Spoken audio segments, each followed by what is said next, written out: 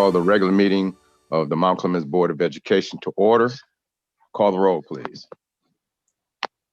Ms. Collins? Here. Dr. McFadden? Mr. Monk? Here. Ms. O'Neill? Here. I'm here. Mr. Rickman? Here. Ms. Jarrett? Mrs. Walker? Here. Okay, I have Dr. McFadden, Ms. Jarrett as absent currently. Ms. Jarrett was on the line Okay, earlier, and I see her in the discussion line, but she's muted all right. All right, Ms. Jarrett? in the participant line, I should say. Oh, I see her too. Okay, I guess when she pops up. When she looks at it and said, oh, it's 6:30. The quorum has been established. Next on the agenda, the Pledge of Allegiance, and for the ease of backfeed and stuff, I will cite the pledge for us.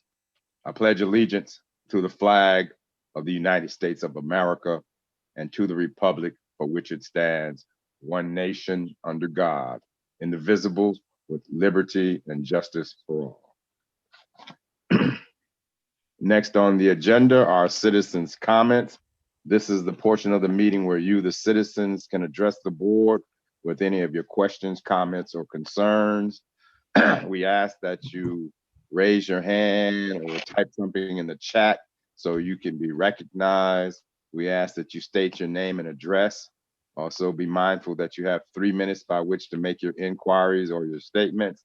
Also, you may not receive a response to your particular inquiry here this evening.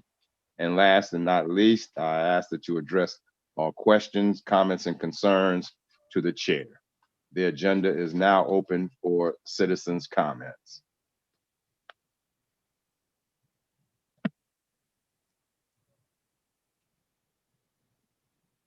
I see a hand, Ms. Nichol. You can unmute yourself. Yep. Thank you, Mr. Chairman. Christy Nichol, MCEA president here, address 27757 Delton. I'm in Madison Heights. First, I want to just reach out and congratulate our Teachers of the Year. I know the board it's on our agenda tonight to recognize them. So I want to just give them a shout out again and congratulate them for their dedication and hard work for our district. Secondly, I want to come to you tonight to express my frustration and utter disappointment. Yesterday, MCEA representatives and myself met with the district for continued discussion of the 2020-21 wage reopener talks we started in November. Our hopes were that the district was going to offer some sort of additional compensation based on the criteria outlined in the contract we ratified in June of 2020. Despite receiving additional funding from COVID relief and a foundation allowance based on a super blend count instead of a traditional count, the district continues to take the position that there is no additional monies available for teacher compensation. There is money for building infrastructure and a list of other items in dire need. Sadly, teachers were nowhere on that list. Based on our discussion with administration, it was implied that teachers are not a priority for the district. I hope this is not the message the district is trying to send out to my members. In my 18-year tenure, I've witnessed many contract negotiations in which teachers were asked to bear the brunt of cuts to save the district, and we did so gladly. MCEA has always come to the table and worked hard, hand in hand with the district, to do what's in the best interest of students and keep the district in the black. Through the years, we have always risen to the challenge of doing more with less, and it's in our nature as educators. However, it is extremely demoralizing to hear loud and clear yet again that we are not a priority. I realize we all know educators across the nation are working harder than they ever have before because of COVID. It's obvious everyone is going above and beyond the call of duty. I also know that many districts around us have offered additional compensation to their teachers for their extraordinary efforts. These same districts will be looking for teachers in the upcoming school year.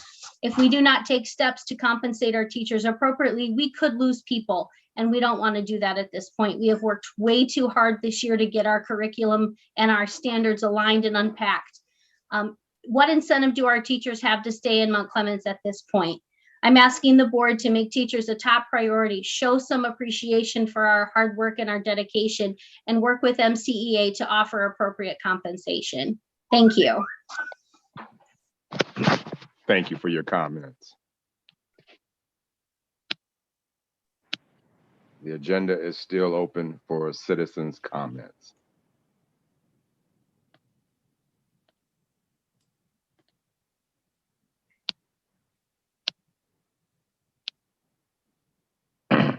The agenda is still open for citizens' comments.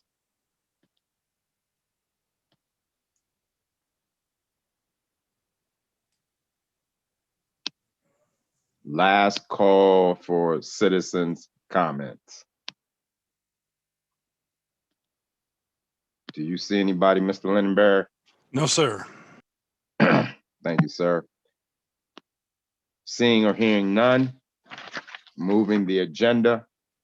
Next on the agenda, under the consent agenda, are item A, approval of the minutes of 1, March 17th, 2021 regular meeting, 2, April 15th, 2021 workshop, B, approval of bills for payment, C, out-of-state field trip. The chair would entertain a motion relative to the consent agenda.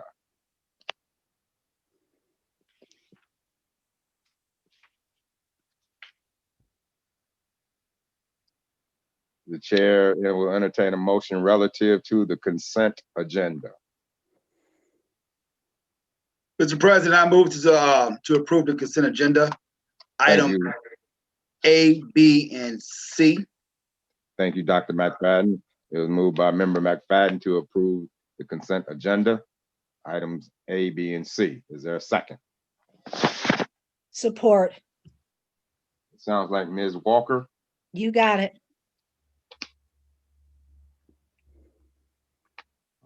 Are there any questions, comments, discussion on the motion on the floor? I have one question please. on on item 5C. I saw that the paperwork has been submitted for this field trip. I just got one question. And it's for the superintendent. Is this field trip really necessary at this time when we have COVID kind of spreading right now?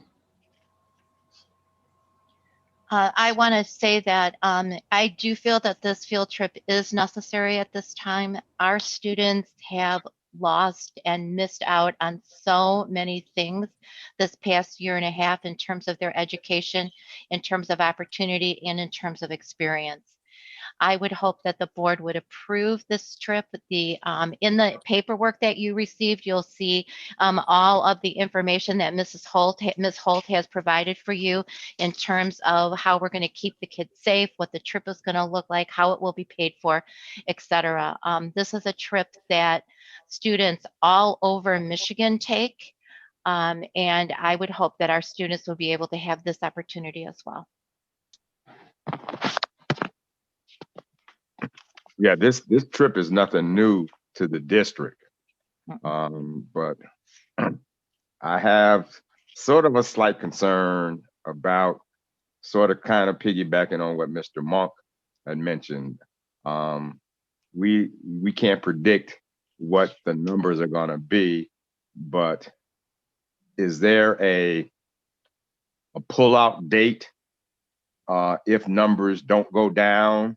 And we don't believe that it would be in the best interest or safety or health of our students and staff and volunteers or chaperones or whomever to take that trip.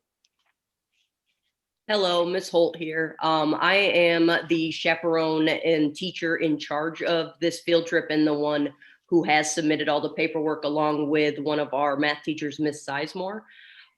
There is a pullout date. None of our required payments are until the second week of May. So by then, if last year the same thing happened, we were approved to do this field trip as well for our physical science and our physics students. And when COVID did happen, we were able we had not reached our date of actual full payment yet. And we were able to return all the money collected from the students. And we returned that all to those families through the mail and personal drops off by me in order to make sure the families received their money and we were maintaining a safe distance. Cedar Point has been pushing these physics and educational days, guaranteeing that they are taking every precaution possible. And that is why we are not looking when in the PowerPoint that I had sent, that is why there was a setup for the bus, because that would be my concern there, which is why we are not looking to fill that bus to full capacity.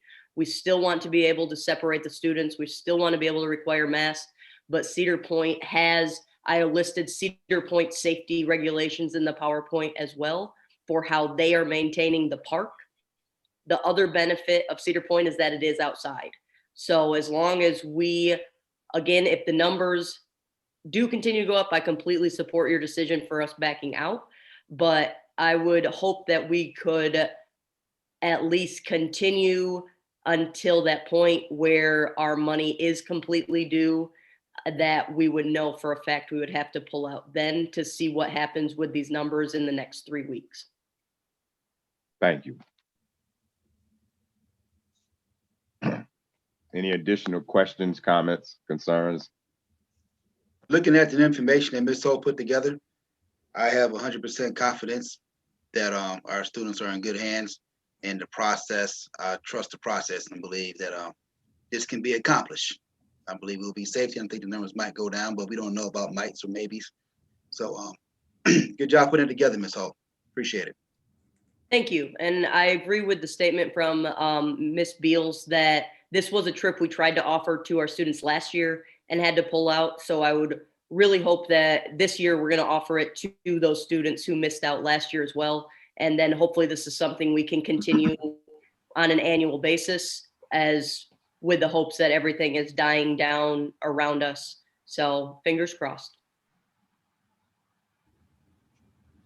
I ought to use a different adjective word than dying around us, but I understand. I agree with that. I was on a roll too.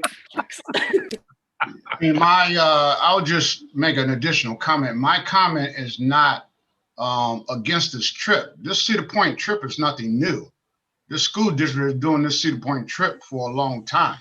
So this is nothing new. My only problem is that, we don't know how things are in other states. We don't know how things are with other people. And Cedar Point is in the business of making money. So they're going to say, yeah, come, because they want to come because they've been shut down. So my point ain't about that. I want the kids to go. I just want to make sure that everything and all I's are dotted and all T's are crossed as far as safety, protocol, and make sure they get their safety. And also they make sure that they get back home safely and don't bring nothing back home to our kids. And then we got another situation on our hands. So that was my issue as far as bringing that up. Thank you. Thank you, Mr. Monk. Any additional questions, comments, concerns?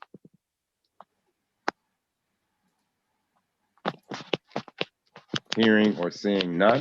Wait a minute, let me check before I see somebody might have their hand raised, since I know how to do this now. Nope, seeing or hearing none? Call the roll, please. Dr. McFadden, Yes. Ms. Walker, Yes. Ms. Collins, Yes. Mr. Monk, Yes. Ms. Jarrett, Yes. Ms. O'Neill, Yes. Mr. Ekman. Yes, the motion carries. Next on the agenda, item 6. These are items from the Curriculum and Personnel Committee. A, Teachers of the Year. Mrs. Beal, I'll let you take that.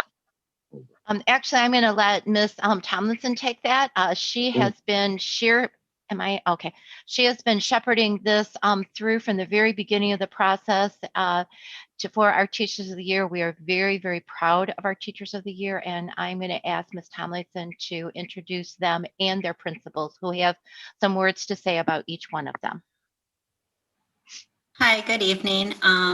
These teachers have worked above and beyond this past school year, so I'm very proud of all of them. 3 of them are special ed teachers, so that's near and dear to my heart, and that makes me super proud. And they're just amazing. So from King Academy, we have Linda Conti.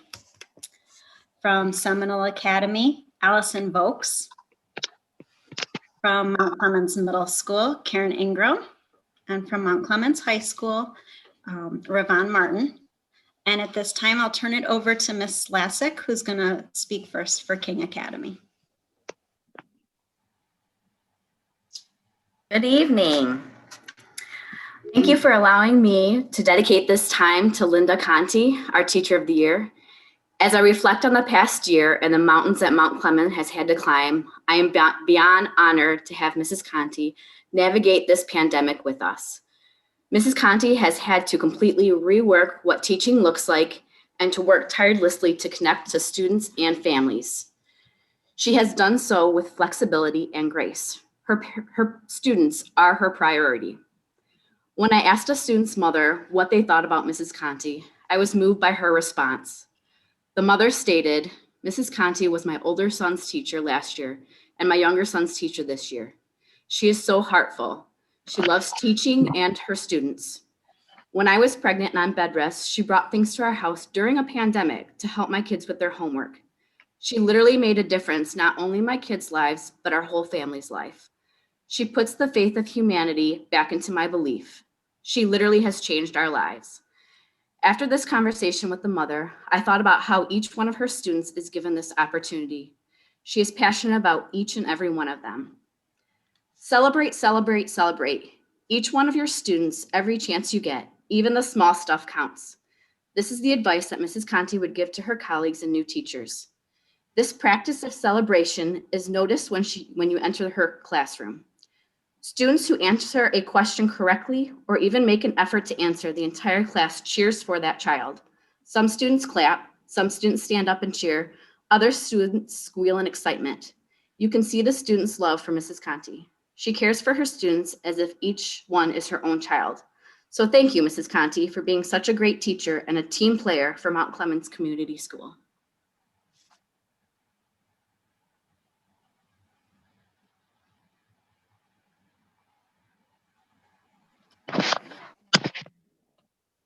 Congratulations to Mrs. Conte. Sorry, unless you had some more to say. That's it.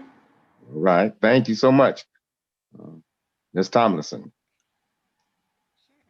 Mr. Lucas is going to speak about Allison Volks, our Seminole Academy Teacher of the Year. Okay, can everybody hear me? Can you hear me? Okay, good. I was having some technical difficulties earlier. So Allison Volks is a worthy recipient of the Teacher of the Year honor. She's the ultimate team player, always looking for ways to make Seminole Academy a better place. She is proactive with tasks, and she leads her colleagues in various ways, including their professional learning communities with the other specials teachers. Allison reinvigorated our library and media center programs. In her media center, students do a lot more than just check out books. They do coding, and they learn to effectively communicate verbally and in writing. She takes students to higher levels, teaching the difference between modern, short attention span text messages, and teaches them how to type like formal forms of writing, especially things like email.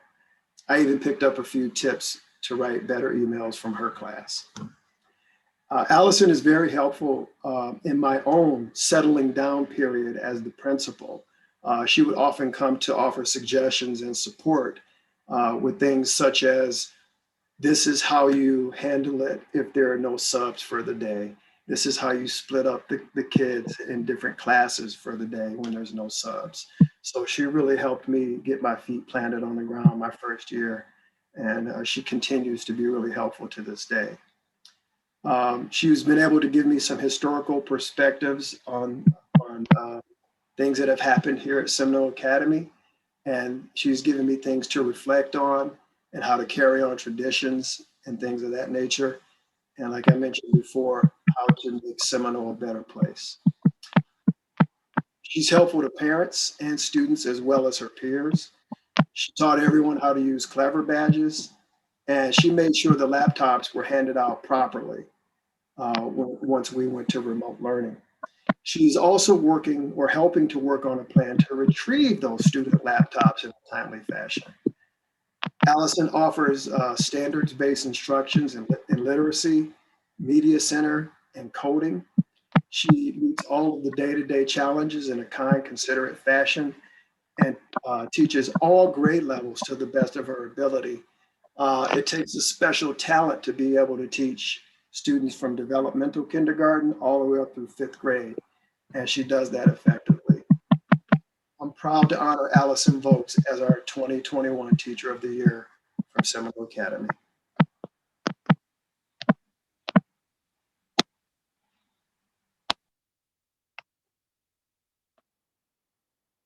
Congratulations to Ms. Volks.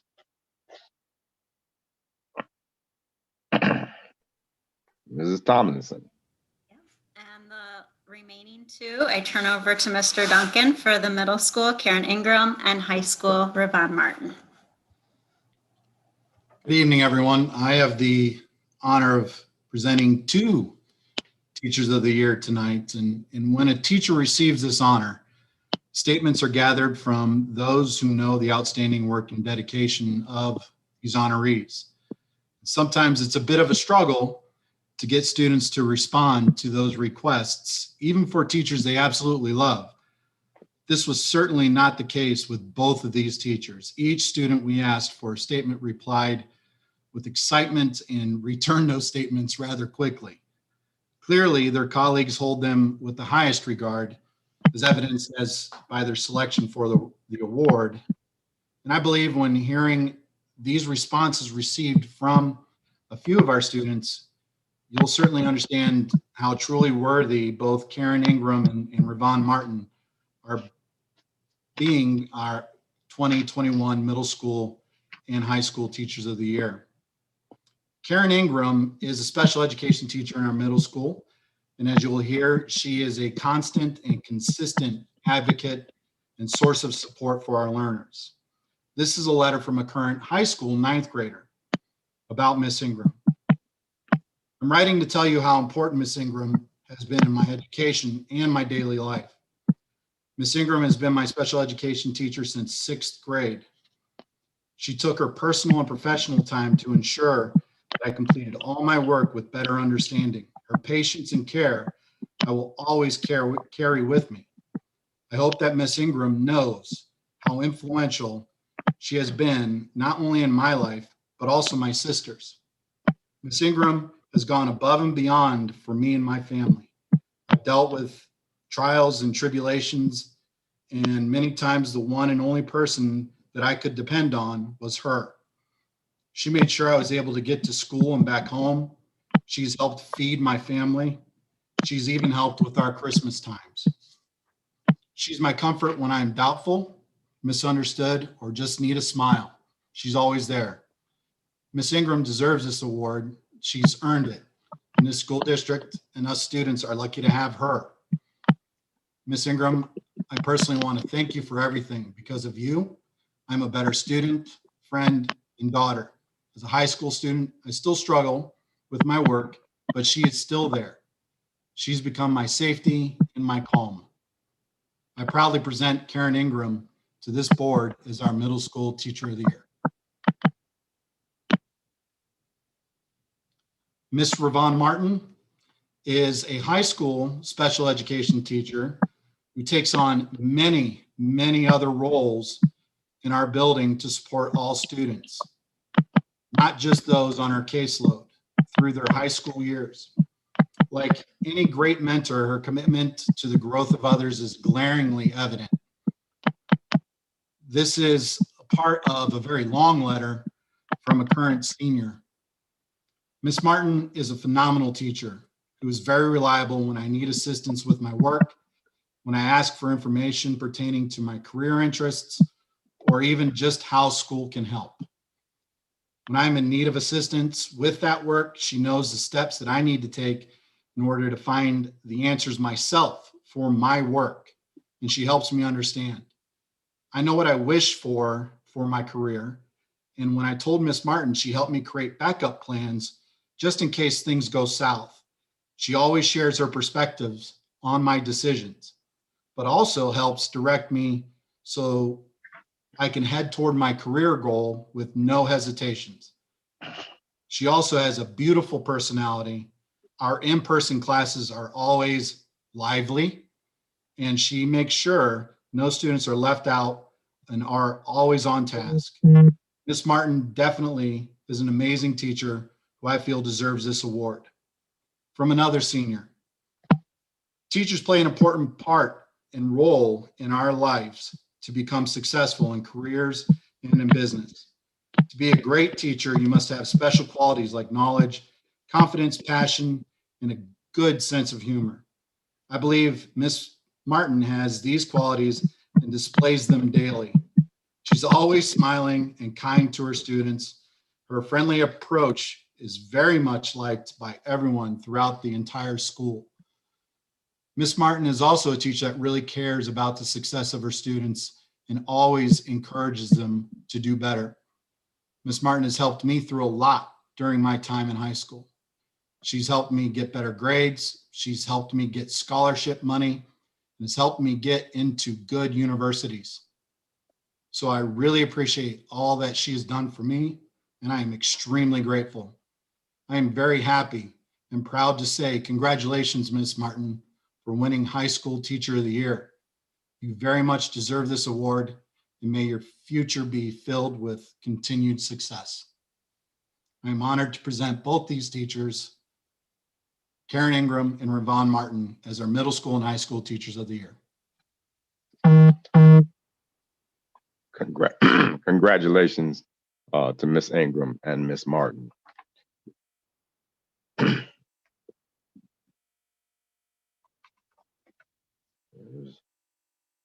We don't have any bells and whistles and balloons and confetti shoot offs for them. Thank you. Well, at this time, all we can do is give you our most warm thank yous for all your hard work, dedication, and support you provide to our students and the students that you face in your classrooms. Thank you, thank you, thank you. Okay. Next on the agenda, item 7, items coming from the Business Committee. A, E-rate contract. Madam Superintendent.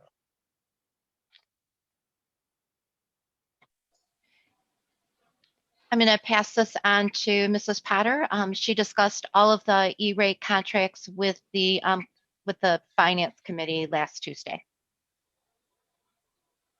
Good evening, good evening, everyone.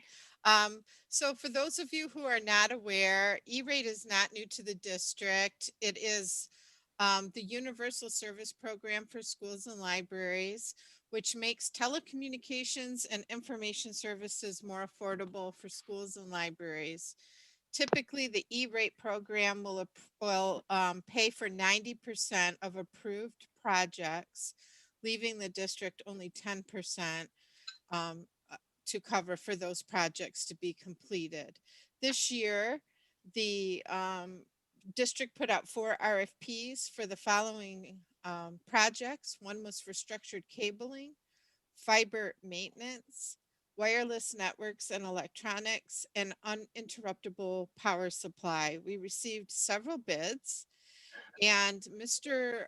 Samuel, our IT director, along with Mr. Robert Rice from R Consultants, who are our contracted E-rate consultants, looked over all of those bids, and based on what the bid packages revealed, they recommended that 3 vendors be awarded for those contracts. And so we are asking the board to make a motion to approve these vendors so that the E-rate people can get this rolling and put this into motion. There is a spreadsheet attached in your documents that outlays all of the people that responded and who was picked for each program. There was one vendor that was exorbitantly high, and in case there's a question about that, that vendor has never worked with our district. All of the other vendors have been involved in the implementation of all of these components in the past. And so they are fully aware of what is involved in bidding for these. The other one was coming in blind. It was really out of the ballpark high. So when I questioned that, that was the explanation I was given. Are there any other questions I can answer?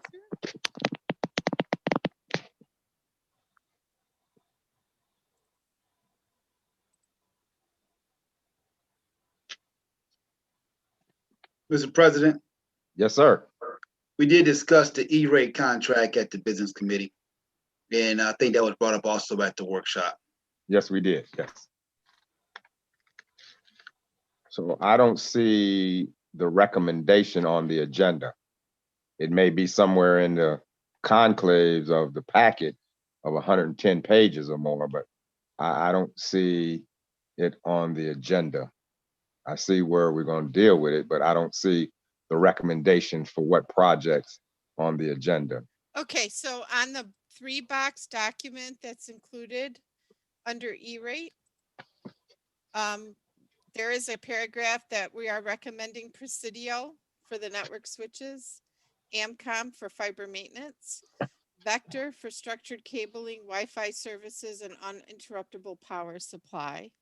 And then attached to the bottom of that is the E-rate documentation as well, where they are asking for the approval. Earl, it's on page 49 of the packet. It's buried in the packet. Oh, I'm sorry. It's I'm not, looking right at the board book. It's buried in the packet. It's not on the agenda. I get it. I'm so sorry. I'm looking at the board book because I happen to be in my office, so I have the ease of that. And I should have noticed that because I'm accustomed to seeing we recommend the cabling be awarded to such and such. We recommend the other stuff. We got 3 different contractors, and I would have, I wasn't cognitive at the point. I would have requested to, have that on the agenda itself, not in the packet, but on the agenda, the recommendations. Right. See, because unless you're not on page 49, you don't know what to make the motion and to do and to who. Okay, noted, and we will fix that moving forward. So I would like to make a motion to approve the recommended services and vendors for the E-rate services. Can you, just for the record, can you read out the name of the vendor and the project, please? The E-rate project, recommending the Presidio for network services, Amcom for the fiber maintenance, Vector for structured cabling, the Wi-Fi and wireless network UPS. Thank you. It's been moved by member Jarrett to approve those 3 E-rate bid packages. Support by Dr. McFadden. Second by Dr. McFadden. Any additional questions, comments, concerns on the motion on the floor? I have one question. Within these 3 bids, will we finally get the 911 system up to speed and up to grade? Because this was supposed to happen 2 years ago, then a year ago, it got pushed back. So is all that going to be taken care of now? Mr. Monk, E-rate does not cover the upgrades to our telephone system that we need in order to be in compliance with the 911 regulations. However, that is on our high priority list for what we are projecting we will be using grant funds that are upcoming for. So that's part of our capital improvement list. And it is in our wheelhouse of things that we need to address immediately. Thank you. Okay, I got a question then. Yes. The E-rate is not utilized for upgrading, but I'm looking at this list of the E-rate: structured cabling, fiber maintenance, wireless network electronics, and Android power supplies. Are we not fiber optic? I mean, how is our phone line set up? I mean, we're not like Bell Graham or anything from telephone to telephone. Aren't we fiber optic, and shouldn't this cover it? I can't answer this question specifically, Dr. McFadden. I'll have to get the precise technical answer from Mr. Samuel. My understanding is that the phone system that we are utilizing is actually still the older phone system hardwired. And it is a component of our actual physical phones as well, not just the wires that have to be upgraded in order for the new enhanced 911 to be able to work.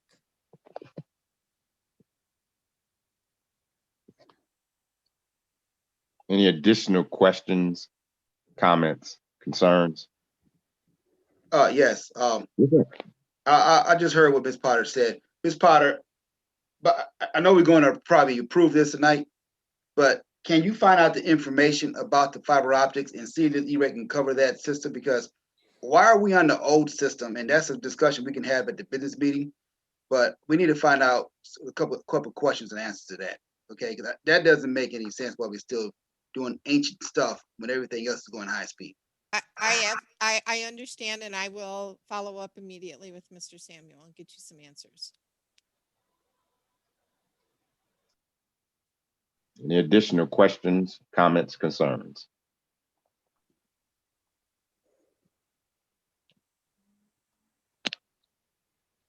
Hearing or seeing none, call the roll, please.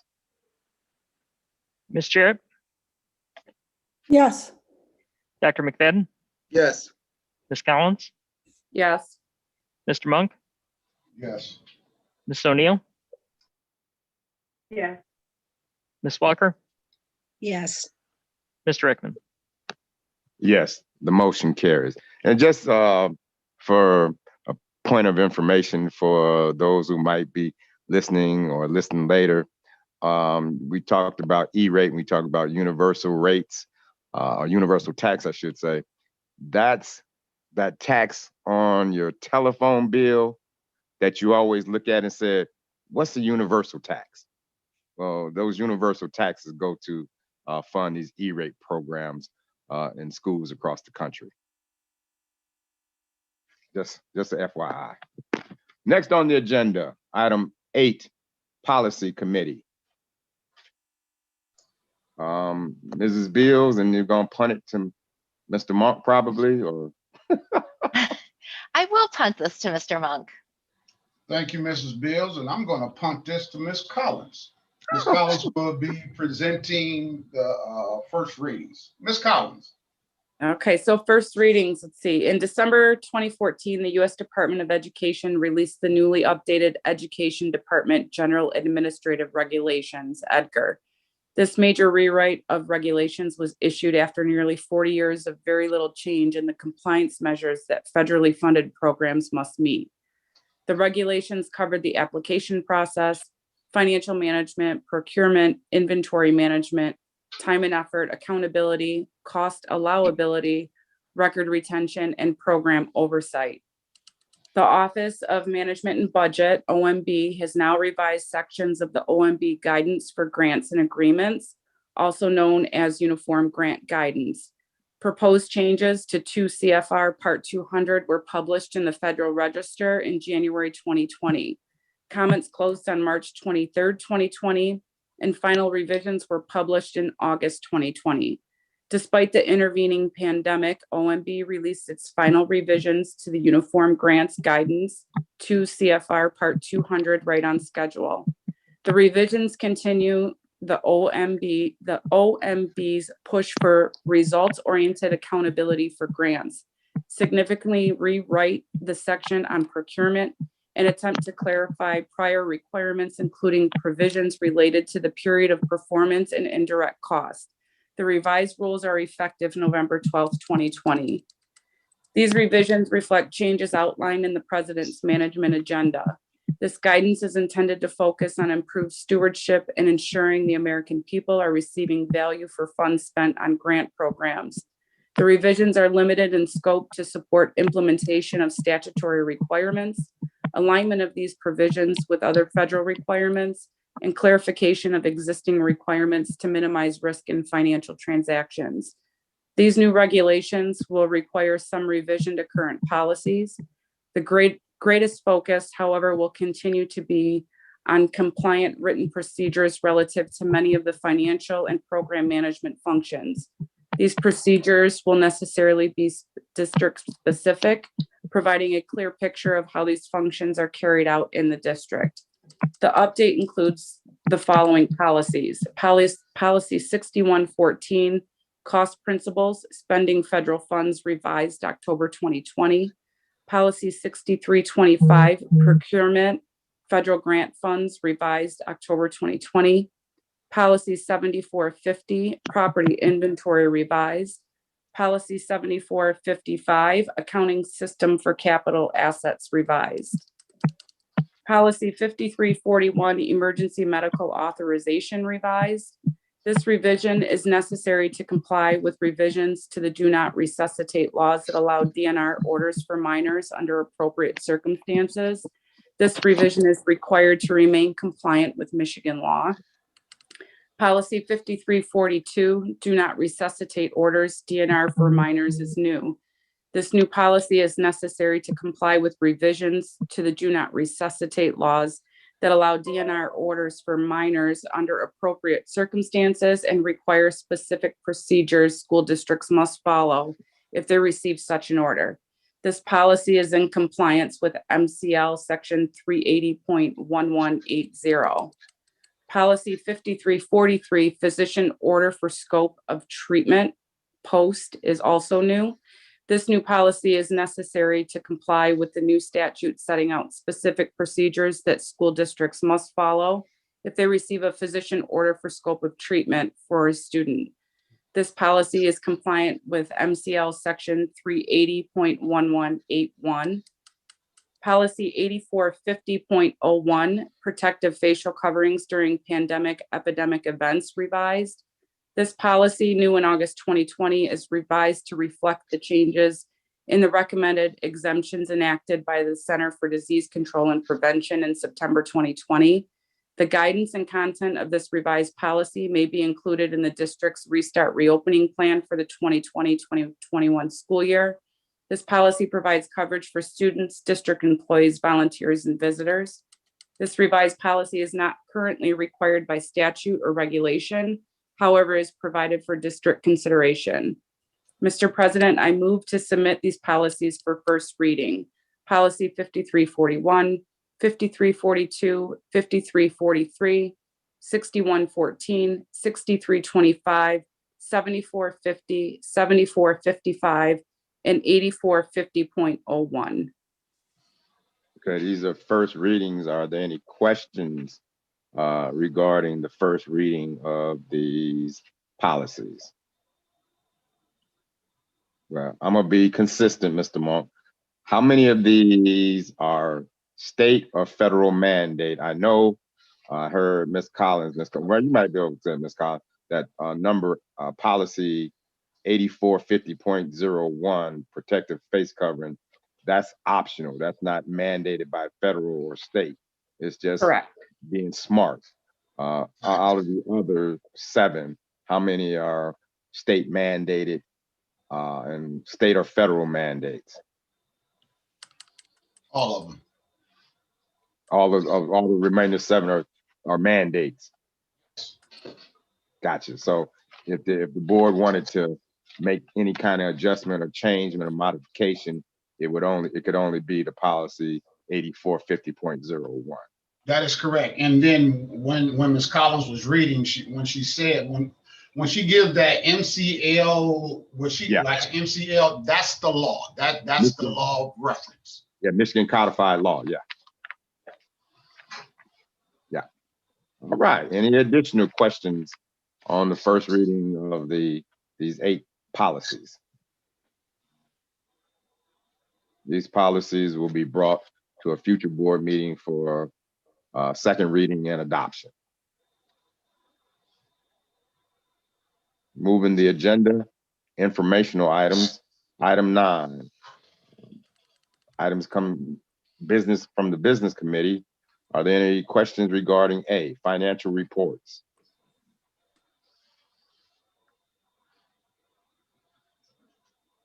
Any questions or comments regarding B, open purchase order listings?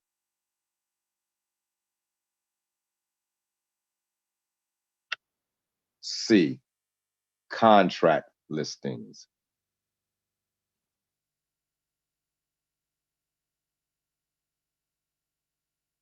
D, facilities listings. Mrs. Beals, was there any update from the meeting over at Carnes Center? I know there was a series of 2 meetings. I had a prior commitment that I couldn't make. Well, I had a board meeting, as a matter of fact. So We did. we couldn't make be on that call. Was there anything to report out from that first meeting? Mrs. Potter attended that first meeting because I also had a board meeting and I had another meeting with administrators prior to that.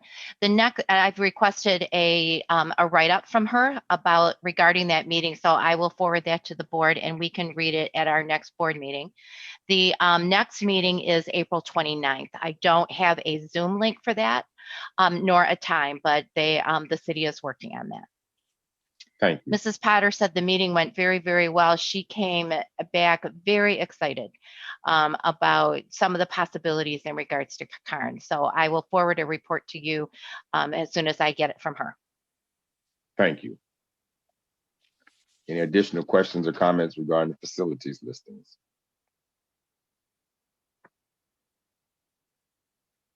Moving the agenda, item 10, superintendent's comments. A, reconfiguration COVID learning plan. Mrs. Beals. Okay, so here it is. Every month we do the reconfiguration of our COVID learning plan.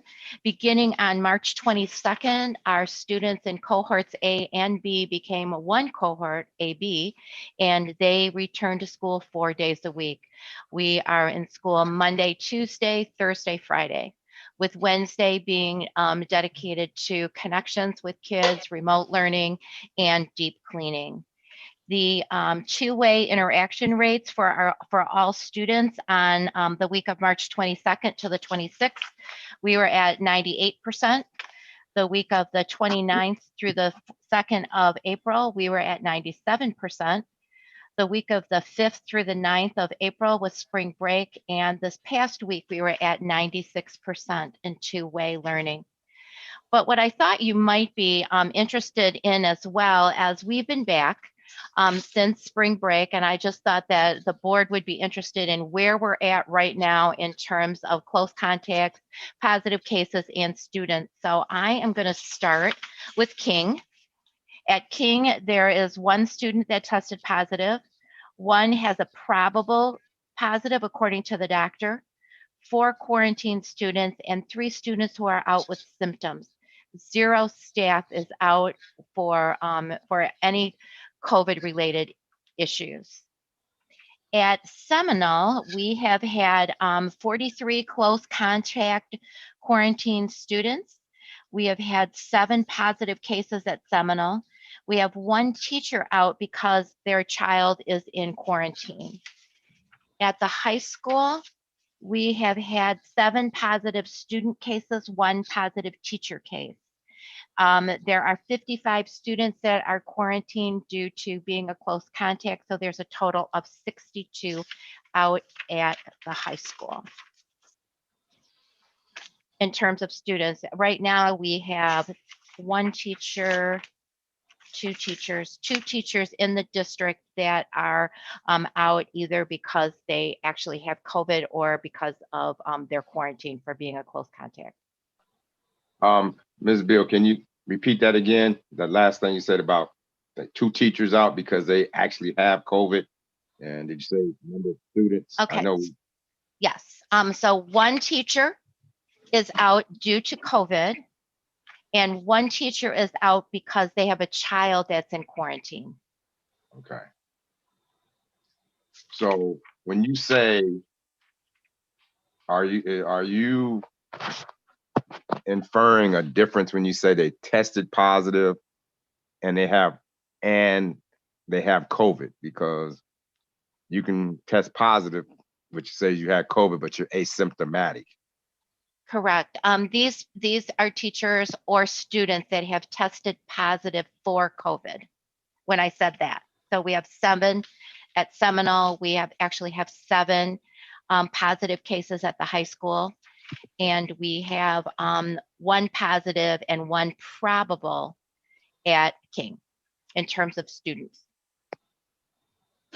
So, okay, thank you.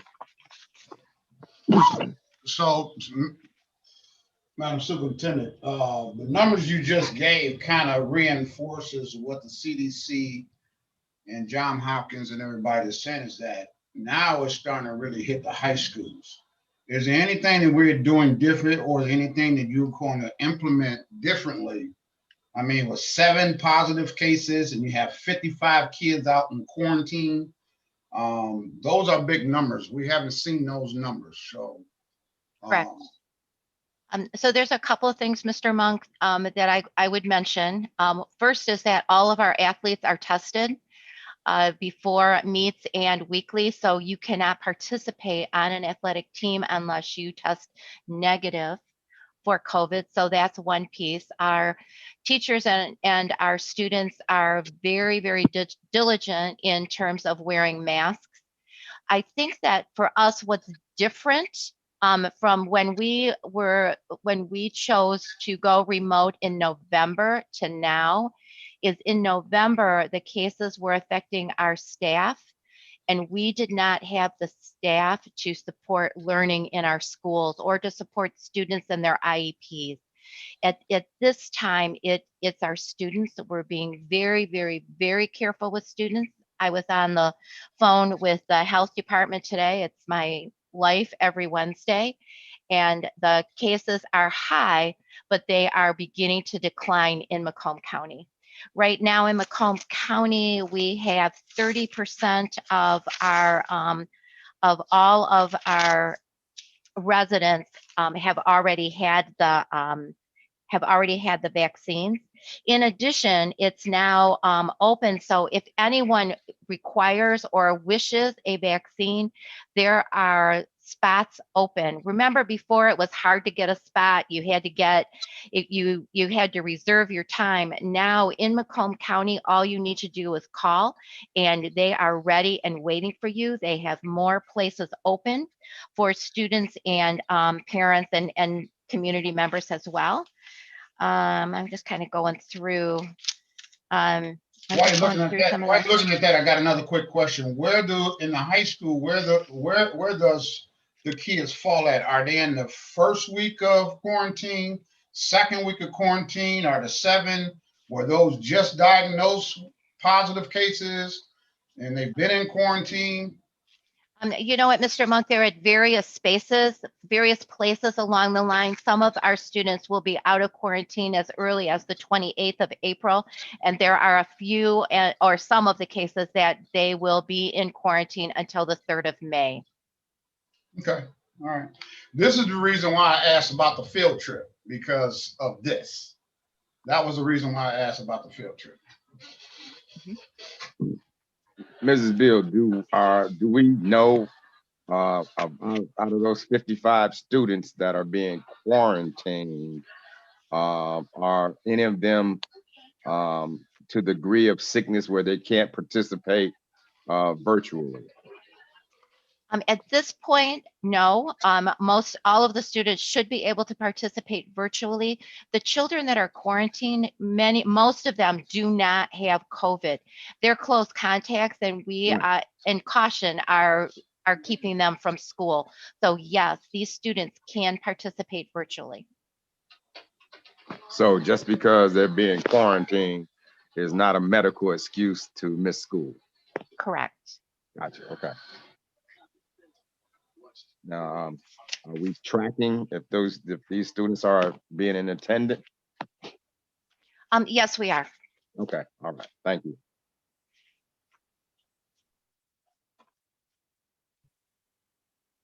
Any additional questions for the superintendent? If not, continue. That's Unless- it. That's it? Yeah.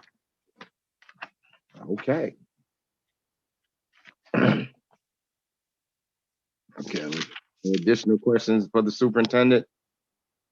Let me see, let me go through here. Don't see anybody's hand raised. So next on the agenda, item 11, committee reports. The Business and Finance Committee, or any additional information come forward from the Business Finance Committee? Mr. Rickman, absolutely not. We had our meeting last Tuesday and the workshop was Thursday. There's no additional information to come out from business and finance. Thank you very much. Any questions of the chair?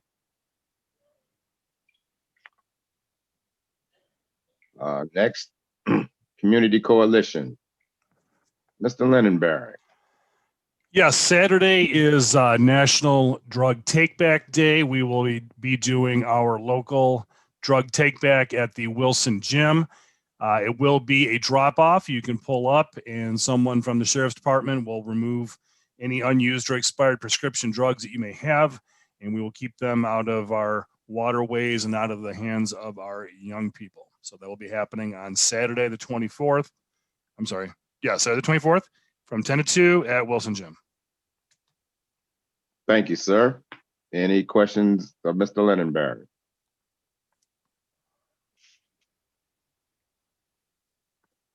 Okay, moving the agenda. Curriculum personnel. Any additional information from the Curriculum Personnel Committee?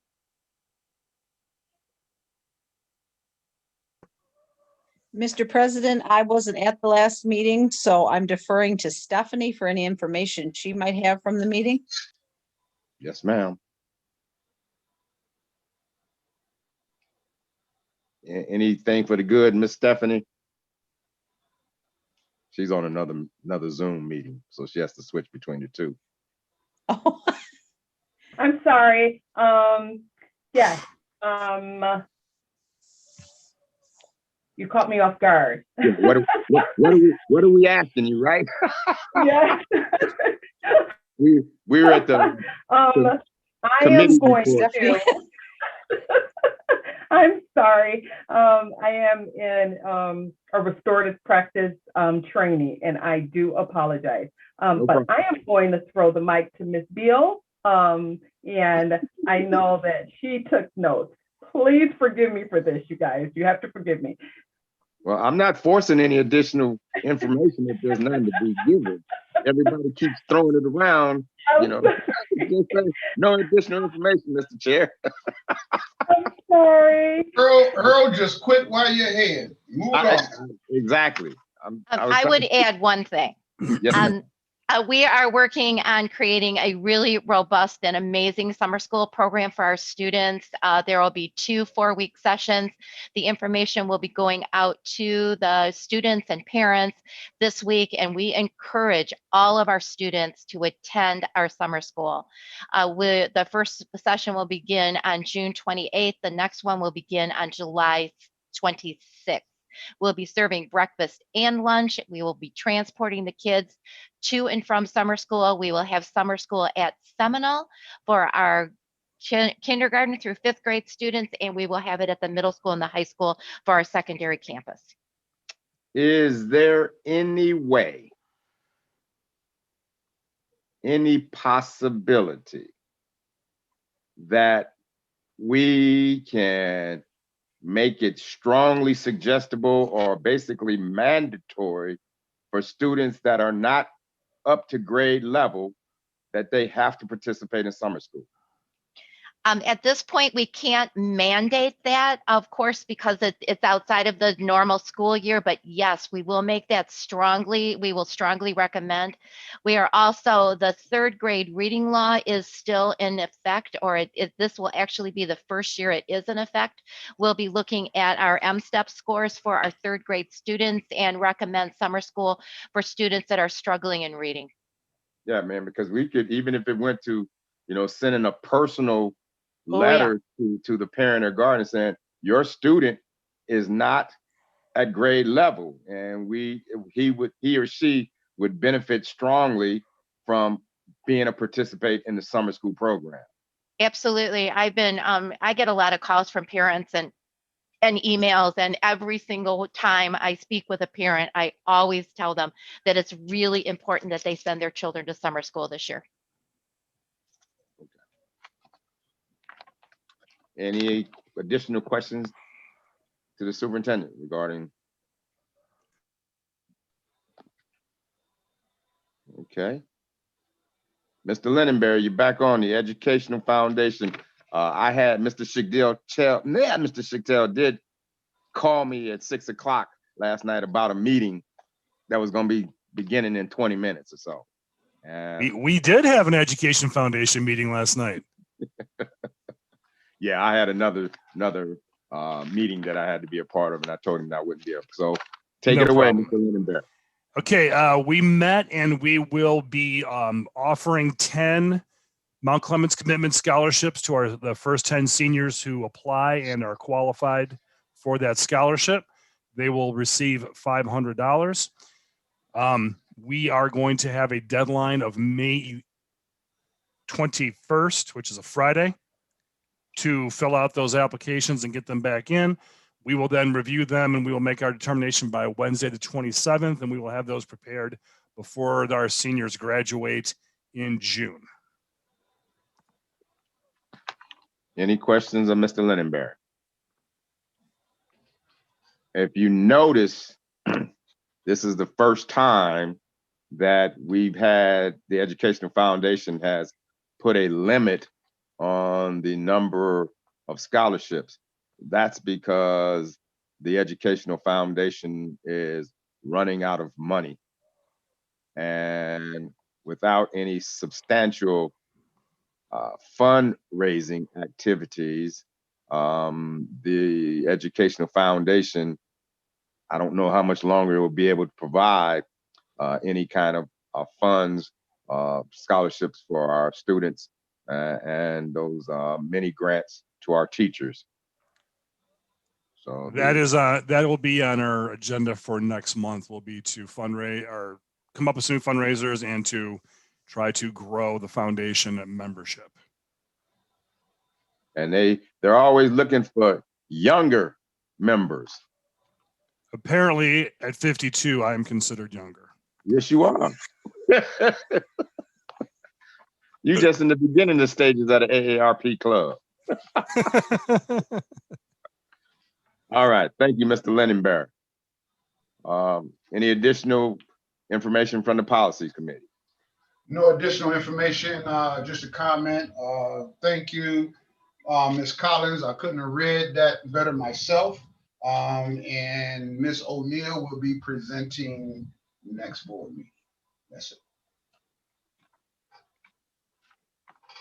The questions of the chair. Come on, Ms. Collins. Why'd you have to do it? Spreading the wealth. All right. Legislative Committee. They had one. I had another meeting. I couldn't show up. Madam Superintendent, is there anything that they talked about with the superintendents? Because they talk about the same thing in terms of legislation.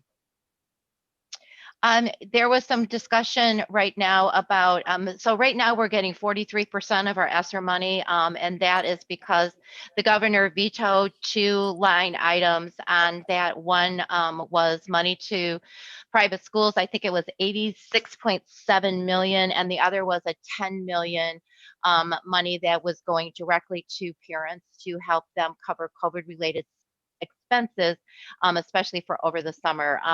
So they are coming up with very similar proposal right now, and I do believe that the governor will sign it. So it looks like we'll be able to get our 57% of ESSER 2 that was not allocated.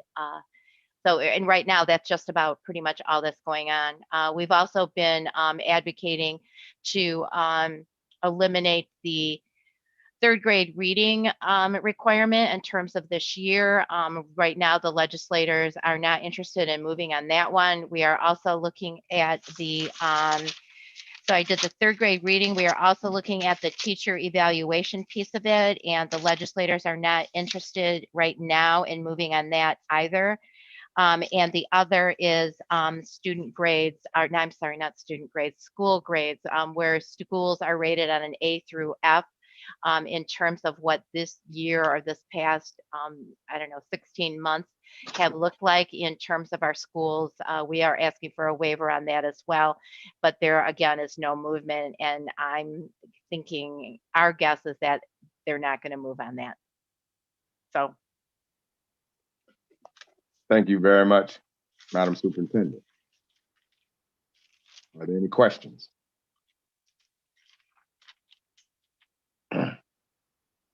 Okay, moving the agenda.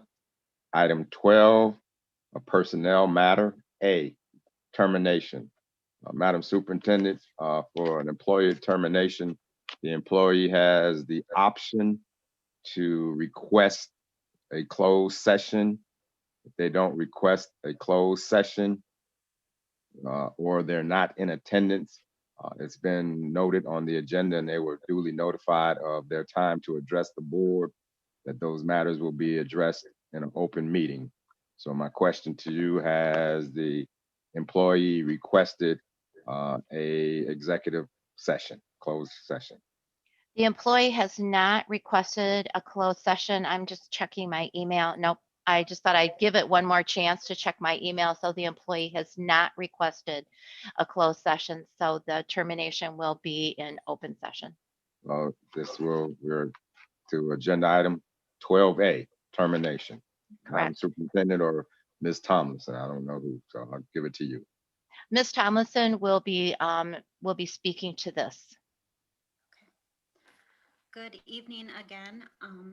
The district has brought forth the following charges on Devera Hodges, Director of People Accounting and Student Services. Charge number 1, numerous student count errors, which violate section 4B and 4C of the employee contract.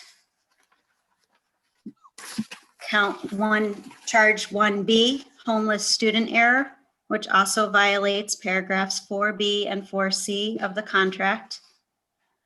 Charges 2A through 2D, failure to communicate with district employees and the Macomb ISD employees.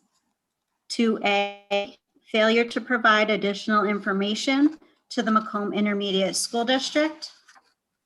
2B, in 2020, failure to communicate. 2C, failure to respond to school administrators' requests. And 2D, insubordination, failure to comply with the superintendent's directives.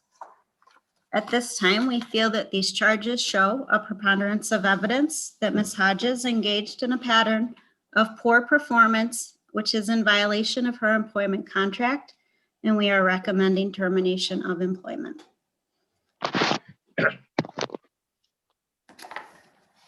The chair would entertain a, motion, regarding the termination.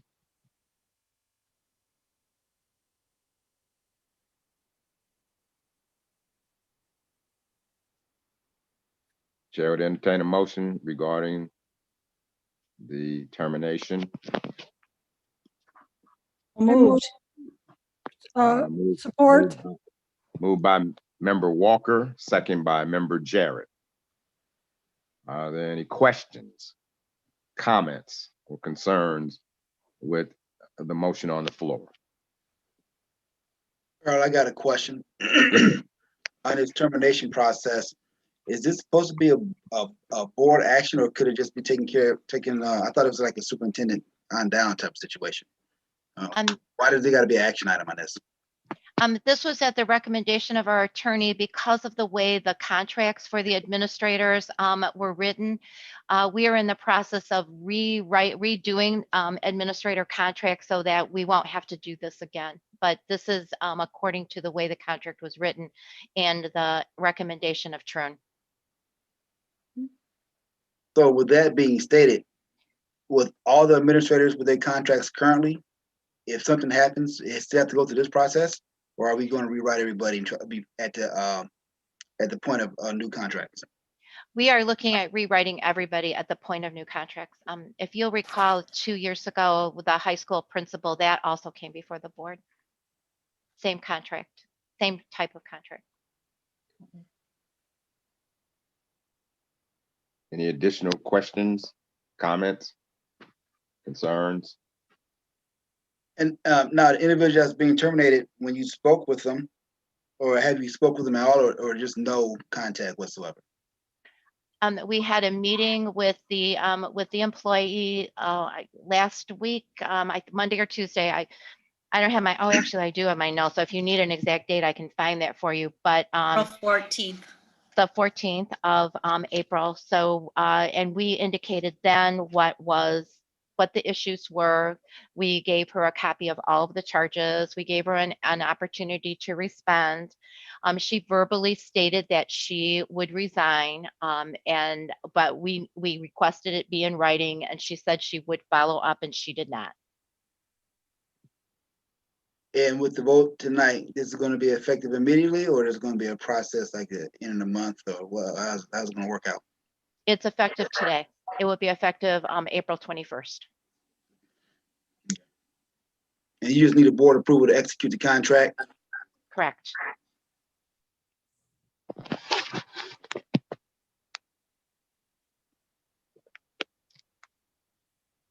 Any additional questions, comments, or concerns?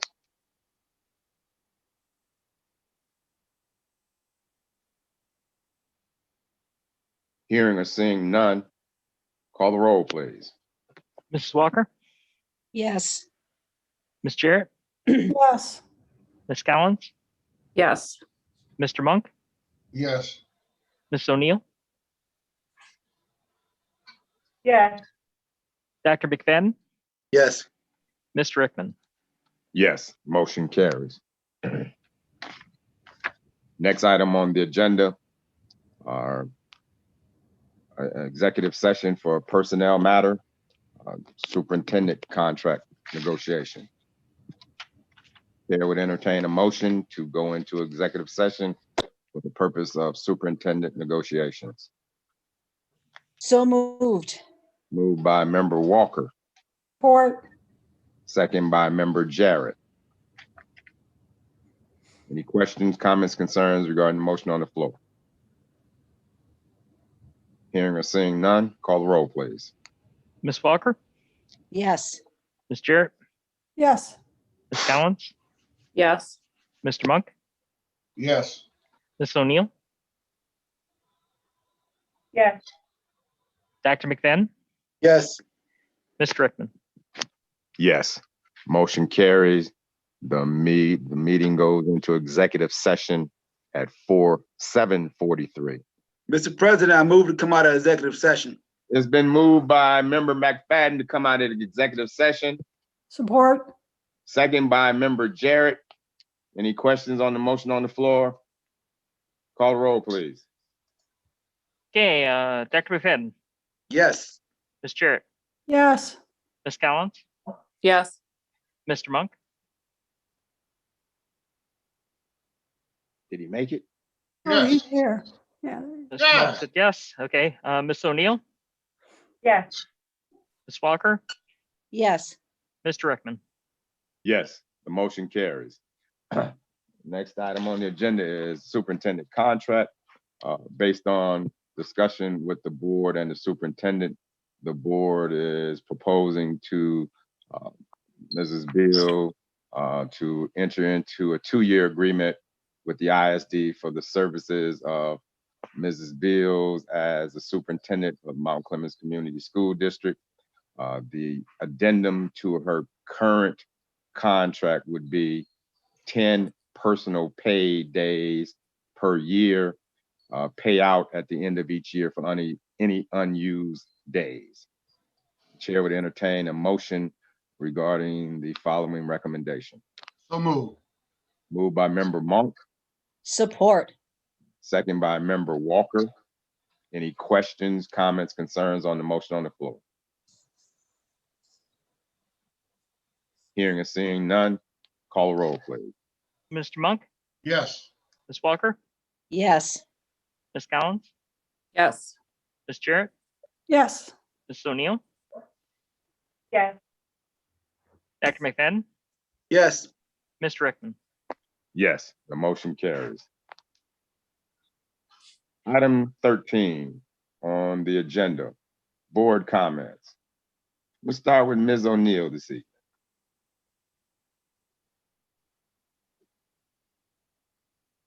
I just want to thank everybody for their hard work, teachers, the superintendent, the board, and I'll see you all next meeting. That's it for me. Thank you, Ms. O'Neill. Mr. Monk.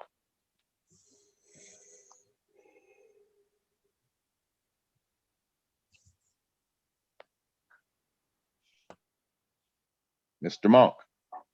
You're on mute, Jay. Can you hear me now? Yes, sir. All right, sorry about that. First of all, I want to thank all of the teachers of the year. 2 of them I worked with when I was in the trenches. 2 of them I didn't, but all of them are doing a great job, and all of our teachers are doing a great job. So kudos goes out to the teachers of the year. On a sad note, we lost a very important part of our day-to-day process in policy. Dr. Wayne Peters passed away. And he was very, very instrumental with me. I used to pick his brain a lot as far as policy, and he was very instrumental in just teaching me all about school policy. I had policy background, but really school policy and the process and how to implement things and how to stay on top of things. So he will be dearly, dearly missed. Our condolences go out to his family and loved ones that he left behind. But the word of God says, when you're absent from the body, you are present with the Lord. And I know he's up there smiling. I would like to see, and this is just a suggestion, and this goes to the superintendent, along with the teachers of the year. I know in all my past businesses, we had employees of the year.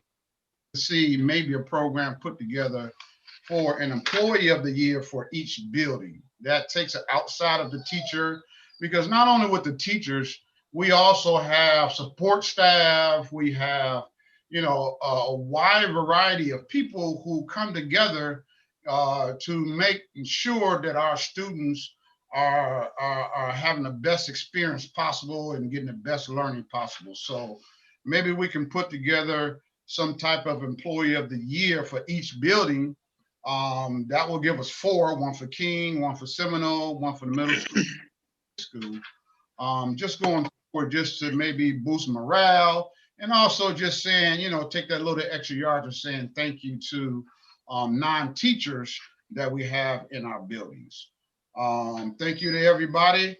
Those are my comments. Thank you. Thank you, Mr. Monk. Ms. Collins. I just want to say congratulations to all the teachers that received Teacher of the Year. And I continue to hope that everybody stays, you know, safe and healthy. And other than that, that's it. Thank you, Ms. Collins. Dr. McFadden. Sir, thank you. And once again, I want to congratulate the teachers of the year. All of them are great, every last one of them. And all our teachers are great, you know, call it what it is. They all are priority and they are number 1 to us. And we appreciate every last one of them. And with that being said, that suggestion that Mr. Monk made about the employee of the year or employee of the quarter, or how you want to slice it, employee of the month, doesn't matter to me. We have a lot of people that can be recognized for greatness. We do miss the things that we can do face to face, but we do appreciate the things you do behind the screen. Thank you. Those are my comments.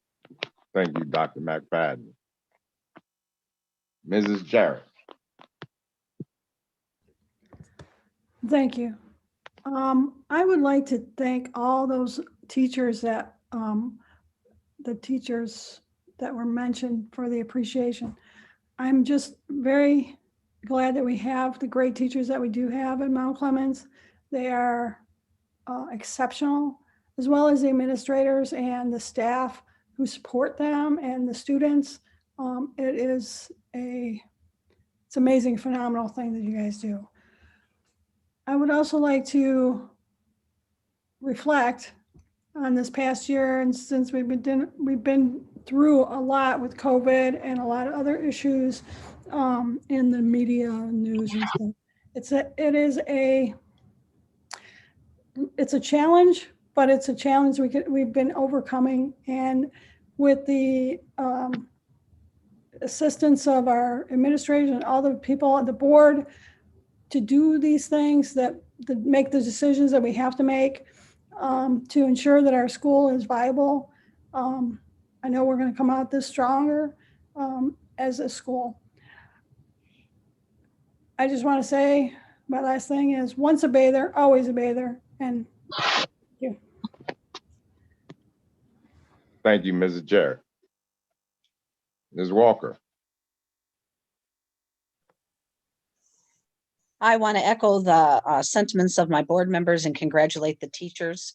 It is truly an honor and a privilege to have you here at our district. You are the best. My kids are testimonies to that, that's for sure. And my only other comment is stay safe and healthy, and we will see you in a month. That's it for me today. Thank you, Ms. Walker. I'd like to say to the students, firstly, it's April. You know, it looks, when you look outside today, you might have thought it was February, but it's April. And this school year, although it's been a trying, challenging school year, it's almost over. So hang in there, continue to work hard and do your best. And there's no dishonor, there's no shame, there's no guilt if you have to go to summer school. If you choose to go to summer school, it shows that you're taking the responsibility on ensuring that you are properly educated and at the proper level. I mean, you're making decisions that are showing responsibility. And I hope to see many students in summer school because of what you missed out over the last probably like 14 months. It's just starting to come back to face-to-face learning, and it's still with all these heavy restrictions and guidelines that we have to adhere to in order to continue to do so. So to those students, hang in there. I know you get COVID fatigue at times, but we all do. Hang in there, continue to be safe and stay healthy. Kudos to our teachers of the year. I'd have to, like to say that the teachers of the years they are selected or elected by their peers. The board has nothing to do with this other than to show the accolades and brag about the teachers of the year. That is solely their peers that selected these people for these honors. So when you are picked out of your peers as doing an outstanding job, it's truly an honor, because those among you think that you rose above and beyond what the others among you did. So it's a high honor to be selected by your peers as teacher of the year. And I think they move on to teachers of the year at the county level, And then if they win at the county level, they go to Teachers of the Year at the state level. At least that's how it used to go. And I'd like to say in closing that this board, this administration, we appreciate and we value the services of our professional teaching staff, our support staff, and our other ancillary staff people to whatever position that it is that you do. We truly appreciate your services. Those are my comments. The chair would entertain a motion to adjourn. So moved. Moved by Support. Member Wilson, second by Member Jarrett, I think. Yes. Call the roll, please. Ms. Walker, Yes. Ms. Jarrett, Yes. Ms. Collins, Yes. Mr. Monk, Yes. Ms. O'Neill, Yes. Dr. McFadden, Yes. Mr. Rickman. Motion carries. Meeting's adjourned. Thank you, ladies and gentlemen. Stay healthy, everyone.